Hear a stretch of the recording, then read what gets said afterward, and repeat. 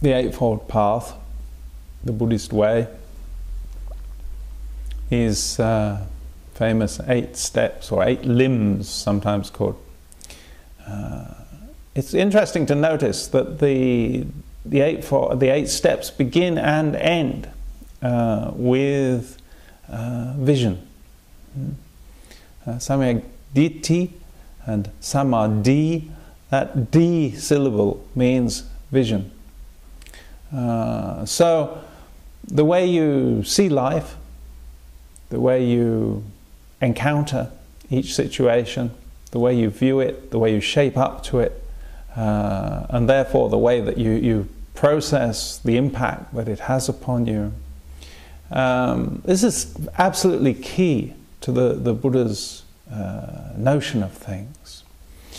So the Eightfold Path begins and ends in that way. The Eightfold Path is about what an inspired person's life is like. What their life is like is it's a noble life in the fullest sense, in the sense that the Buddha meant. It has a nobility in thought, in word, and in deed. And all of that comes out of that inspiration, that right attitude, and it culminates in samadhi, in a consummate vision, in an all-embracing sense of the world as an arena within which the spiritual life can, in its most full and complete sense, take place.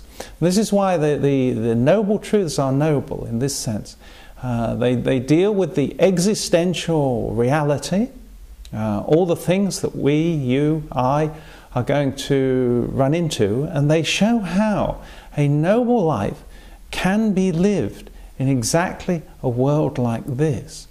And the method, essentially, is the method of inspiration and faith that give rise to love, compassion, wisdom, and so on. But the point is that noble life is lived here in a world like this. So although Buddhism talks about infinite worlds, worlds before we were born, after we die, in millions of systems and so on, essentially from the Buddha's point of view, every one of these worlds has the same basic moral law structure.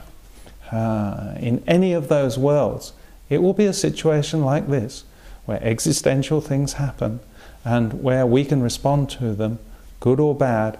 Our lives may be noble or not.